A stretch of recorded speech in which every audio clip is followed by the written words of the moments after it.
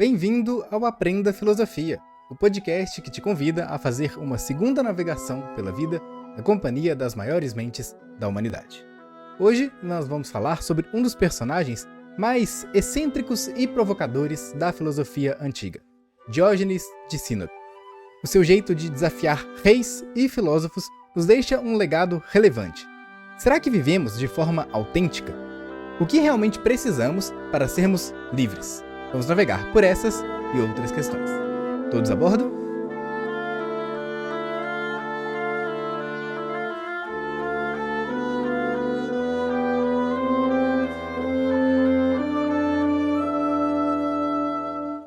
Diógenes nasceu por volta do ano 412 a.C. em Sinope, que é uma colônia ali grega na Ásia Menor. Ele era filho de Icésio, um banqueiro encarregado de operações monetárias, operações de câmbio monetário. Então ele lidava com empréstimos e também ele era responsável por garantir a autenticidade das moedas. Sabe aquela coisa de morder uma moeda para saber se ela era verdadeira ou não? Ele fazia uma coisa parecida com isso.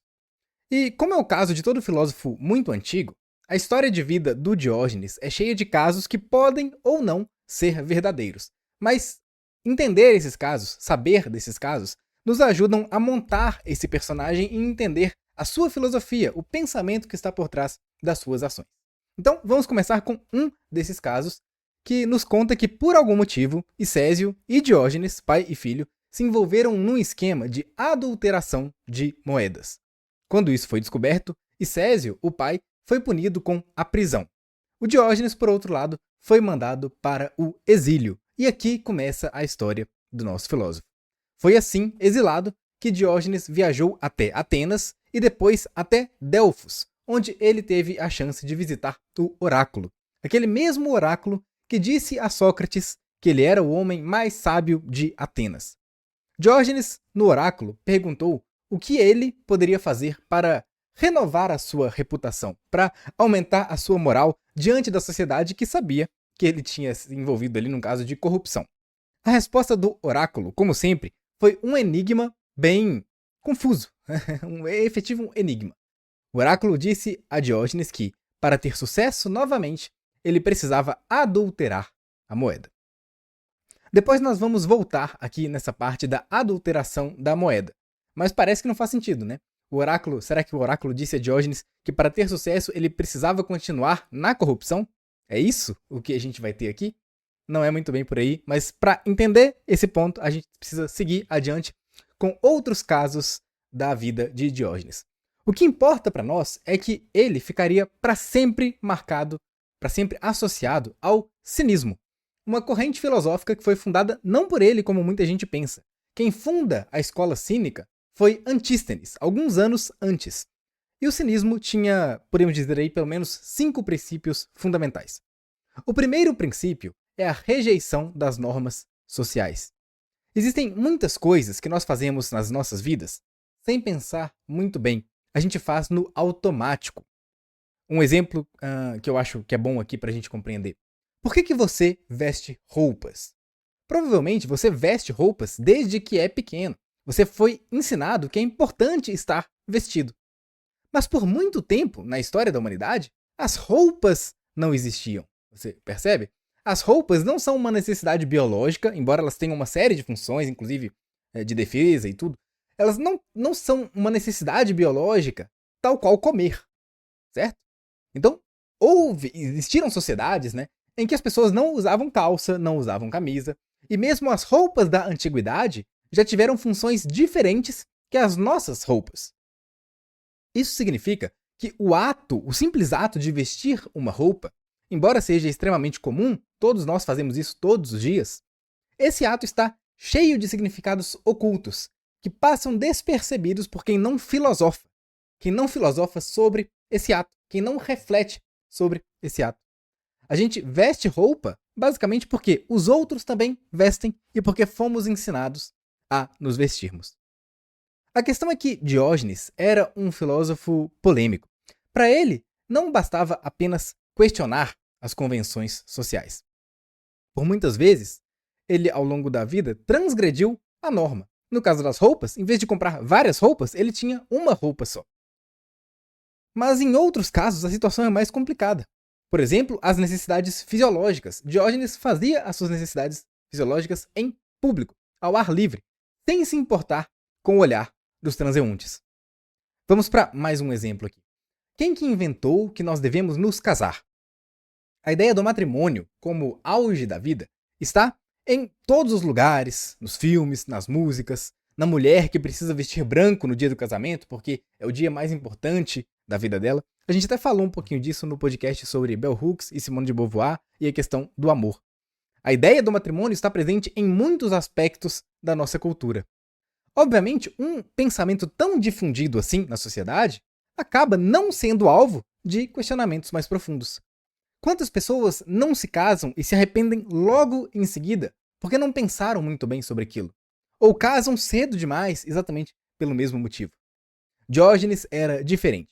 Ele era um filósofo, ele é um exemplo de filósofo que rejeita a possibilidade de tomar qualquer ação sem antes considerar as suas implicações. Para ele, o matrimônio é uma invenção complexa que mais atrapalha a vida do que melhora. Viver sozinho já é difícil. Agora, imagine só viver a dois. O tempo inteiro, no casamento, você precisa seduzir o seu par. Você precisa ouvi-lo falar quando você nem aguenta mais aquela voz. Você precisa ceder o tempo inteiro às vontades do outro. E isso Diógenes não aceita. Daí chegamos no segundo princípio da vida de Diógenes, da escola dos filósofos cínicos, que é a autossuficiência. E a autossuficiência vai implicar no terceiro princípio, que é a liberdade. Um homem de verdade precisa se bastar a si mesmo. Ele não precisa se sujeitar a tais humilhações como as do casamento para viver. E ao fazer isso, ao rejeitar esse tipo de situação, o homem se torna verdadeiramente livre. Esse é o terceiro princípio.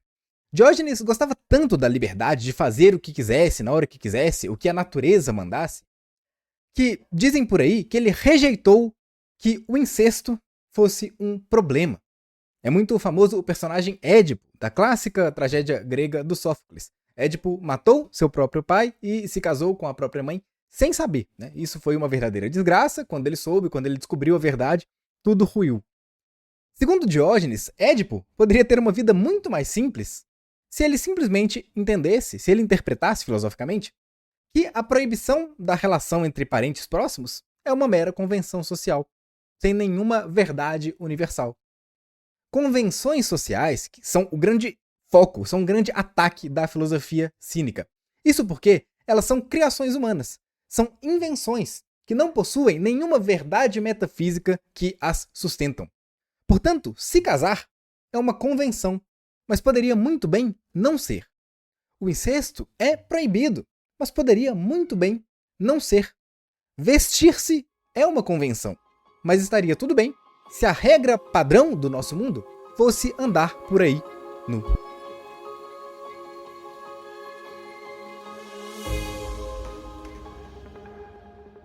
Diógenes não era um filósofo teórico. Ele encarava a filosofia como uma ferramenta para viver bem. Por isso, ele criticava a atuação de filósofos como Platão, por exemplo. Ele achava que as aulas de Platão na academia eram um verdadeiro desperdício de tempo. Ficar falando sobre o mundo das ideias, ou discutir astronomia e outras coisas que não mudam a nossa realidade, para ele era um grande absurdo. As coisas que um homem sábio precisa saber para viver são poucas. E poucos também são os bens materiais que uma pessoa verdadeiramente autêntica precisa. Em Atenas, Diógenes morava dentro de um barril, um grande tonel de vinho vazio deitado. Afinal de contas, a função de uma casa é servir de abrigo para o frio, para o mau tempo. Para isso, para cumprir esse propósito, não é necessário um palácio cheio de adornos, um investimento financeiro gigantesco. Não, o barril é o suficiente. O cinismo de Diógenes não era só uma teoria, não era uma filosofia só falada. Era um ato de resistência. Ele acreditava que as pessoas estavam aprisionadas por desejos artificiais e que só a renúncia ao supérfluo poderia levar à verdadeira liberdade. Interessante pensar o quanto que nesse ponto a filosofia do Diógenes ressoa para a nossa sociedade. Uma sociedade voltada para o consumo, uma sociedade voltada para a aquisição de bens, uma sociedade voltada para a busca de sempre mais, principalmente do lado material. Diógenes, ele está na contracorrente. Diógenes é o pensamento, é o pensador que vai atrás do menos. Quanto menos, melhor. Até porque, além do barril, o Diógenes tinha pouquíssimas posses. Ele tinha uma roupa, que era a sua simples túnica, que cumpria a função de cobrir o seu corpo, e nada mais do que isso. Não era uma túnica chique, uma túnica da moda, uma túnica que chamava a atenção por onde ele passava. Tem até um caso que eu me lembrei agora, de que uma pessoa do círculo de Diógenes certa vez comprou uma vestimenta parecida com um casaco de lã. Né? E aí ele parabenizou a pessoa, falou, nossa, né, que bela lã. E aí a pessoa então perguntou assim, então você tá me parabenizando pela minha lã? Não, eu tô parabenizando o carneiro. Eu tô parabenizando o carneiro pela bela pelagem que ele tinha. Agora, você, porque você comprou a lã, isso não faz a menor diferença. Isso é inútil, isso é uma convenção social, uma vez mais. Além da roupa dele, a túnica, muito simples, Diógenes tinha uma tigela. E um dia, ao ver um menino bebendo água do rio com as próprias mãos, ele percebeu que a tigela era um bem supérfluo. Imediatamente a jogou fora. Por quê? A tigela era um item desnecessário. E ele estava determinado a viver seguindo apenas aquilo que a natureza lhe pedia. Como eu falei, isso é até bem importante, apenas a natureza mandava em Diógenes. Aqui outro princípio do cinismo. Viver de acordo com a natureza. Se ele quisesse ir ao banheiro, ele ia ali mesmo. E se alguém tentasse mandar em Diógenes, olha, boa sorte para conseguir isso. Ao contrário das pessoas que tinham trabalhos e precisavam sempre estar disponíveis, respondendo à demanda dos outros, a demanda de um senhor, no caso de um escravo, a demanda de um cliente, no caso de um comerciante, a demanda de uma autoridade, Diógenes não. Diógenes vivia como um mendigo, comendo migalhas dos banquetes que aconteciam pela cidade. E isso era muito mais do que suficiente. Ele não passava fome. A comida estava ali, ele só tinha que pegar a comida que estava disponível. Ele não precisava de trabalhar para alcançar mais. Vivendo assim, ele pensava viver como um rei, pois ele era o homem que não obedecia a ninguém. E um homem que não obedece a ninguém é rei. E o rei é o homem mais livre de todos. Olha aí, o ideal da liberdade, uma vez mais. Diógenes não se contentava em apenas criticar a sociedade, ele a confrontava diretamente. E ninguém escapava das suas provocações. Platão, como eu já disse, foi alvo de uma série de gozações de Diógenes. Uma definição clássica de Platão era de que o ser humano é um ser bípede sem penas.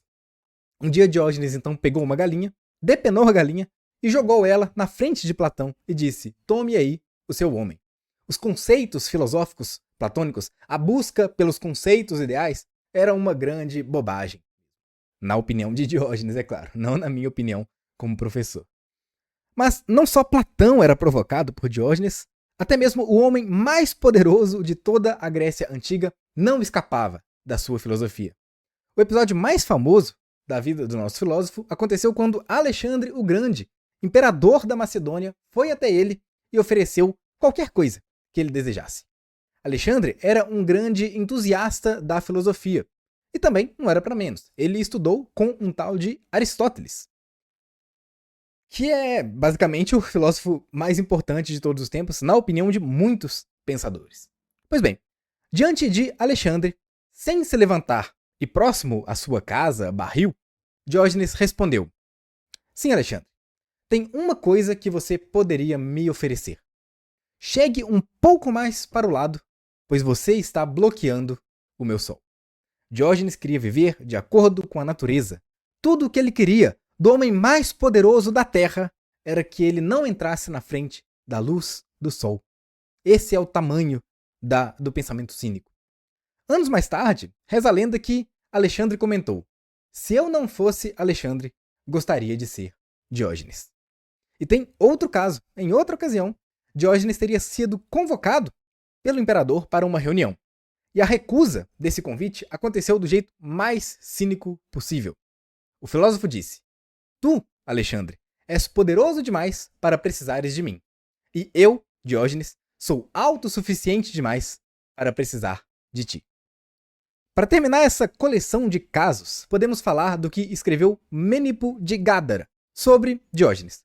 Nesse texto em questão, nós temos a narrativa do dia em que o filósofo foi raptado por piratas e posto à venda como escravo. A escravidão na Grécia Antiga era uma prática comum, geralmente acontecendo por dívida ou na derrota em uma guerra. Ser capturado e vendido também podia acontecer, como foi o caso aqui, aconteceu com Platão também. Então, nessa venda, perguntado por compradores em potencial no que ele era bom, Diógenes respondeu: eu sou muito bom em comandar os outros. Se algum de vocês estiver procurando um senhor para si, contem comigo. Eu não sei quão efetiva foi essa estratégia de marketing, mas no fim Diógenes realmente foi comprado por um homem chamado Xeníades, que o colocou para trabalhar como educador dos seus filhos. Apesar dessa coletânea de loucuras e peripécias, é importante entendermos que Diógenes e o movimento do cinismo é muito mais do que isso. Não é uma série de anedotas engraçadas, divertidas. Essa escola filosófica teve a sua origem com Antístenes, como eu falei, e Diógenes foi o seu expoente máximo. Com seu modo de vida bruto, vivendo como um mendigo e entre os cães de rua, Diógenes recebeu o apelido de Kinos, que significa cão em grego. E é daí que vem o nome cinismo, o nome dessa corrente de pensamento. A loucura de Diógenes é um manifesto contra os discursos longos e prolixos. Para ele, os filósofos estavam presos em debates vazios e esqueciam de fazer aquilo que realmente importa, pensar sobre a vida, sobre a essência da vida. Diógenes defendia um conhecimento baseado na experiência, e não em termos abstratos que não nos levam a lugar nenhum. Ele não via sentido também em seguir as regras impostas pela sociedade. Ele ignorava as convenções sociais, debochava das instituições e desafiava qualquer um que tentasse impô-las. Nem mesmo a morte, a mais humana das situações, era suficiente para apagar a revolução que foi esse pensador. Quando perguntaram a ele onde gostaria de ser enterrado, Diógenes respondeu: jogue-me aos cães, assim ao menos serei útil para algo. Então seus amigos perguntaram se ele não se importaria de ser comido por animais selvagens, e Diógenes respondeu uma vez mais: se estarei morto e sem consciência, como é que as mordidas vão me machucar? Diógenes levou a sua filosofia ao extremo, e por isso foi visto como louco por muitos. Mas para outros, ele era o homem mais livre que já existiu. Após a sua morte, fizeram uma estátua dele e ficou muito famosa uma frase de que nem o tempo é capaz de apagar o brilho de um homem como Diógenes. Diógenes não deixou nenhum escrito, mas a sua influência ressoa até hoje. O cinismo inspirou correntes filosóficas como o estoicismo, e segue sendo hoje um incômodo lembrete de que talvez estejamos complicando a nossa vida mais do que deveríamos. O legado de Diógenes nos faz refletir. Será que estamos presos a padrões que não fazem sentido? Será que estamos seguindo os nossos próprios valores ou estamos apenas repetindo aquilo que a sociedade impõe? Esse homem que começou a sua vida adulterando moedas seguiu o conselho do oráculo. Mas, ao invés de buscar o seu sucesso na adulteração dos valores monetários, Diógenes encontrou a sua forma de deixar sua sabedoria para toda a eternidade, adulterando os valores éticos do mundo grego. Diógenes ensina que a verdadeira liberdade está em não depender de nada que não seja realmente essencial. Ele desafiou reis, filósofos e instituições para nos mostrar que viver de maneira autêntica é uma escolha radical, mas possível. Se você gostou desse episódio, compartilhe ele com algum amigo ou familiar que pode aprender com Diógenes a viver de modo mais autêntico. Você também pode me seguir para mais conteúdo filosófico no Instagram, o aprenda.filosofia. E se quiser aprender mais sobre a filosofia de Diógenes e mais outros 300 pensadores de maneira aprofundada e com linguagem acessível, acesse aprendafilosofia.com.br e confira os meus cursos de filosofia e o meu clube do livro. Muito obrigado por escutar. Eu sou o professor Danilo Drummond e desejo que você tenha marés tranquilas e ventos favoráveis nessa semana. Te espero no próximo episódio e até mais.